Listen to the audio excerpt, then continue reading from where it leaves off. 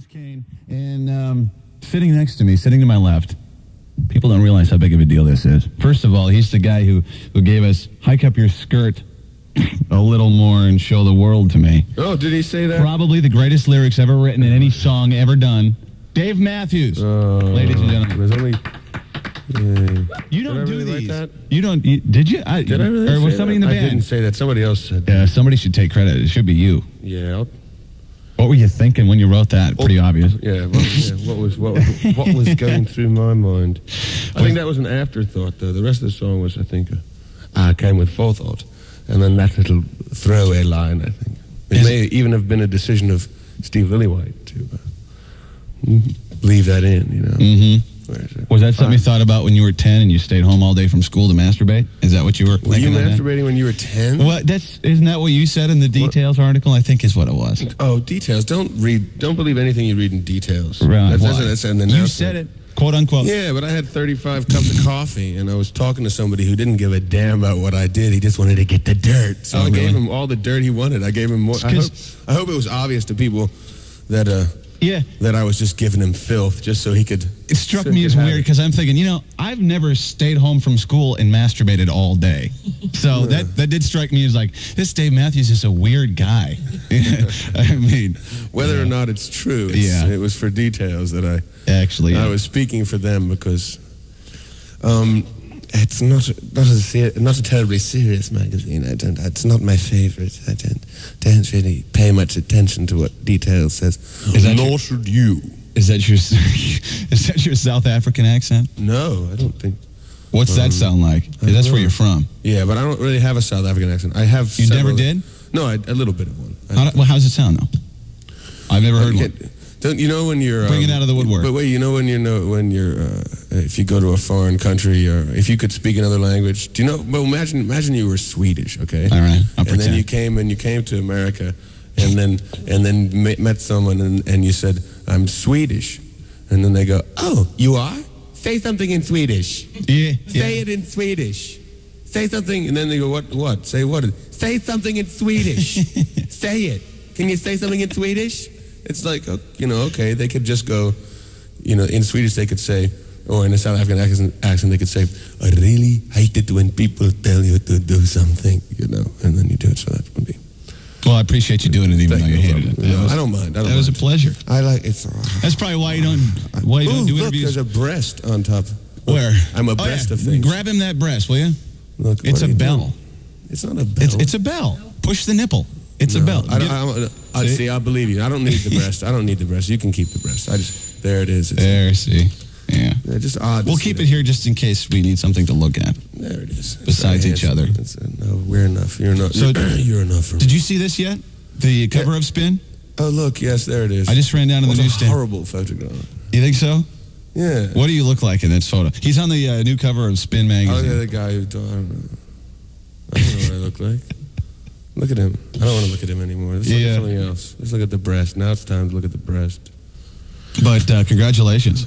It says Dave Matthews is the king of rock. Who knew? Yeah, who did? I certainly Jesus, dude, you're selling so many tickets for shows. The Giant Stadium show here sold out in like a nanosecond.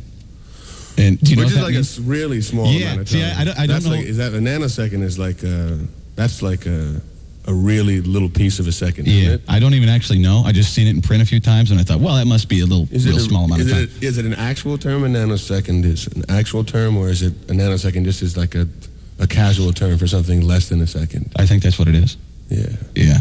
You seem a little giddy today. Are you like overtired? Are you drunk already, or what? Because I know you like to drink. Had a lot of coffee. Really? Today. Just to stay awake? And half a bagel and a lot of coffee, and it was from those Bodums. Is it called a Bodum? What's a Bodum? It's the thing where you put the coffee in, and then you put the hot water in, and then you plunge it. Then you plunge the thing that you push down, and then that doesn't sound very good. And then it tastes nasty, but it makes me jittery. I'm all jittery now. Or maybe it was as you were explaining to us before we went on, the water in New York has caffeine in it. I had no idea. Yeah, there is. Apparently, it goes out of us and somehow finds its way back into the drinking water. And a lot of people drink coffee in New York. And so it's disgusting. It's not enough of it. Don't worry yourself. Have you had the dirty water dog from the carts downstairs? That water's pretty nasty, A too. dirty water dog? Yeah, you know the vendors downstairs with the carts sell the pretzels, whatever. That's what they call them, dirty water dogs. Because if you look at the water, it's like it's got that film on the top. Yeah. The rainbow-colored film. Hot dog film. Like the oil. Yeah, it's nasty. Which, you know, it's actually, I think, you're pretty safe with those hot dog vendors. That's my personal opinion. Those weenies are clean. That's a clean weenie. No, they're not. You don't think so? No, I think they're nasty. I bet they have to answer to more health regulations than your average French restaurant. They leave that meat sitting out. They leave the chicken sitting out, flies all over the place in pools of day-old water and 2 to 3 day old water. It's nasty. Look, he's been to this place. He's invested. Yeah. He's done an undercover story with those secret cameras attached to his nipples so that nobody can see it. That feels good, by the way. Yeah, that nipple clamp camera. Yeah, you can watch nipple yourself. Cam, and he goes in there and he says, "I just came here to look at the hot dog. I'm just an innocent person that has nothing." Look at the filthy water that the hot dogs are floating in. It's disgusting. And we're eating this. Your children are eating this when they go to baseball games. This is disgusting. We have to watch out for this. That's a very good homosexual accent. That wasn't homosexual, was it? I thought it was just like a sort of a lecturing. It was a mother accent, right? A lecturing sort of panicked journalist, you know, on the undercover scene. That's what that was. That's what that was? Labeling it. Yeah. It wasn't homosexual. That was just desperately eat. And he needs to get the news out that the filthy weenie water is got that film on it. All right. I'm sorry, y'all. No, hey, you're the guest DJ. That's the great thing. Like, I love this. Please play. You can say whatever you want. Shut up this flaky, weird, too much coffee flaky. Nope, that's the whole point of the thing. That's the whole point. But do you want to play? Let's have you play, though. Let's have you play right now. I'll play. I'll see if I can remember anything on this coffee. Yeah, just amble on over. You got those mics? I had to take this off. I can't wait. Yeah, you need those off. Can you hear me now? Turn me off, too, this one there. Turn everyone off? Now, is there just dead airspace out there now? No. By the way, it is Dave Matthews live on K-Rock, by the way. Oh, yeah. I'm sorry. Am I in your way over here? No. Am I too close? No, I have to cross my legs because there's no little bar on this stool. Uh-oh. It's a loose stool. Oh, here, you want this one? There's no, a bar right no, I don't need that bar. I've got a bar. I have a bar there. All right. Can you hear me? Yeah. I don't know what I'm going to do. Oh, you asked for one, but I'm going to see if I can remember this one. Parts of it. Wow, that was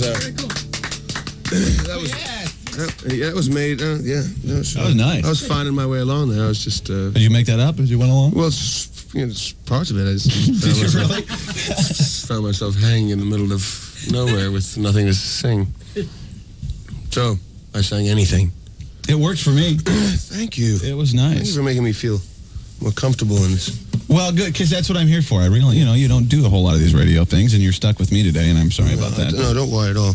I don't mind. Really? I don't mind at all. I'm sure. just doing this thing like this. Can you hear me still? Sure, yeah. Oh, good. Squirming around there in your chair? Yeah, I am squirming. Adjusting? Rearranging my stuff. You all right now? Oh. It's tough to cross the Did legs. someone break wind? I know I didn't break wind. No, it wasn't me. No. I didn't. You know what? I didn't drink last night. Just, I am as big a drinker as you. I swear to God. For at least, I read this in detail. It's probably not true, because you just said about that. But seriously, this was so important to me to do a good job, and like, because you're like, I think you're so cool that it's like I didn't drink last night. You didn't and specifically? And Pierre can qualify that for you, just to know what kind of a thing that was. I mean. You're mean when you drink.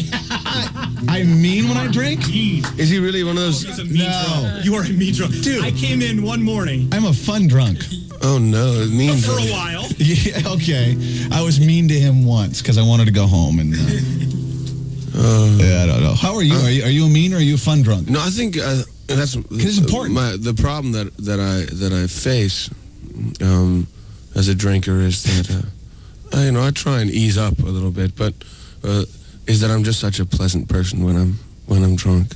Well, so then you don't change much then. There's a compliment. There's a shot. No, I'm just a swell guy. Yeah, I think well, I probably fib more when I'm drunk. Yeah. No, I didn't. But I think I don't get mean. No. Are you like really? Can you like down a lot?